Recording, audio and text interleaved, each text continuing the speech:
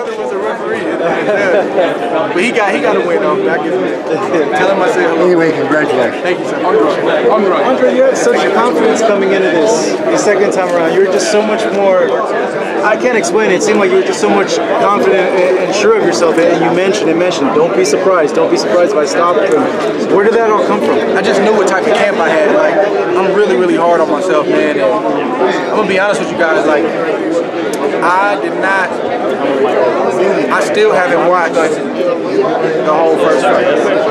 Is it hard to watch? Like, you're just like, I'm so much better than that. I'm so much better than that. That's what it is. Like, I watched 4 rounds of the fight in training camp, 5 months after the fight. We sat down and said, I don't want to watch the first couple rounds. I want to watch beyond the 4th round.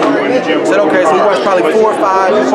We watched 5, 6, 7, and 8. That's all I had watched. On the way to the arena today, for the first time, I watched the first 4 rounds on my iPhone. That's all I've seen of the fight. And immediately I know, like, well, you're better than that. You're better than that. But I had the fight in my brain. That's why I didn't need to necessarily go back and dissect it. I knew what I was going through, what I did, and what I did wrong. It was a good performance, but I just know I'm better than that. You mentioned flow. Were you able to have fun in there and flow? I felt better than I did. And it was a highly competitive fight. You know, and I love it, like, because I know, like, you just got to keep stepping on the gas. Like, the fight starts after the 6th.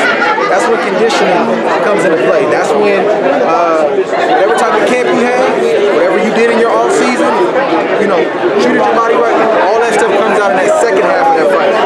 And I'm really confident in that second half of the fight. I knew it was going to be close to the first 6, but when that 7th round came, I said, okay, now it's time to go to work. What was going on through your mind when you kind of hilt it over when you landed the shots? Yeah, I'm getting to him. Right. I'm getting to him. Right. Because I hit him with a couple of good body shots early on, and I got a little grunt, but he didn't really, like, cave in. I'm like, okay. And at that point, man, you gotta be patient and just keep working. You know, he's a tough fighter. He's a good fighter, man. I'm not gonna gloat over this guy, man. He's a warrior. You know, it's unfortunate they make the excuses and stuff they make, but I'm not gonna get in the pig pen with him, man. I give him his respect. He's a great fighter, and there's not a lot of guys that's gonna beat him. There's not a lot of guys that's gonna beat him. Andre, how realistic is that for you to go up to heavyweight to look for someone like Anthony Joshua? Man, I'm a little bird talking about that, man. I'm not getting involved. I just got out of a fight, man. Y'all trying to make me jump back there. I know he said it, but I got a lot of respect for Joshua. And right now, you just got to look at that like that's just my coach. That's no disrespect or shade toward Joshua, man. He's a tremendous fighter. He's a star in the sport, great ambassador, man. I got nothing but respect for him. But he says he sees enough flaws in him where you could beat him. That's trainer talk. Yeah. He's supposed to. You know, that's the trainer to do. But I'm not getting involved in that right now, man. Now I noticed Kovalev had a good jab, but he looked more basic. He looked like he was just doing the 1-2. And how were you able to create that? I think it was the same Kovalev. I just think I was just a little better. Some different nuances and not giving him that set target. You know, the first fight, like again, I still don't understand the first 2 rounds of the first fight. Like I don't, personally, like from my end, and what I was doing. And I feel bad that I had to get knocked down before I woke up. But he's got an accurate jab. He's got a precise jab. But it's just the movement. It's just the here, you know, side to side. You know, feinting him. That's what keeps him on balance. And he's gonna land some, but you want to keep him as low as possible. Now you stopped him in this fight. He hired like a triathlon coach. You said we're keeping everything pretty much the same. We're just kicking it up. So why did you have confidence in your camp to remain pretty much what you had in the first camp? I know that true conditioning is years and years and years and years and years. It's stacked. Like I got 20 some odd years in conditioning. Get some rest, champ. Thank you, brother. All right, man. He's not going to revamp his whole windpipe and become this guy that's in tremendous shape. You have a good camp, but you're not going to do it at 8 weeks. That's a fact. You know, it's like I got years on him, and he's been getting tired.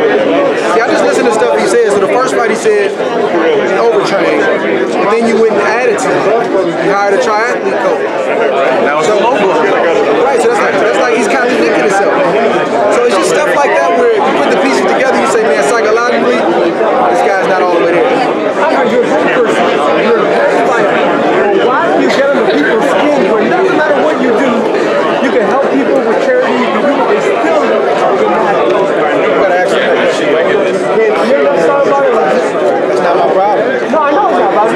not mistreating anybody, man, I don't have nothing to go home and wonder about. Like I still seen a lot of long faces on press row. You gotta ask them. If it could be that they're frustrated because on the outside of the ring, it looks like it's simple, but when they're in the ring with you, no same result. That's above my pay grade, man. I can't get involved in that. I don't know.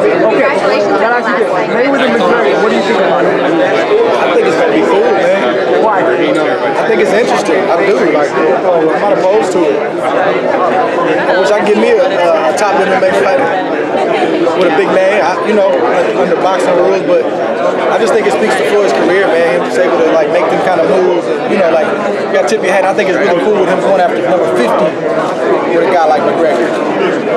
So I think it could be good.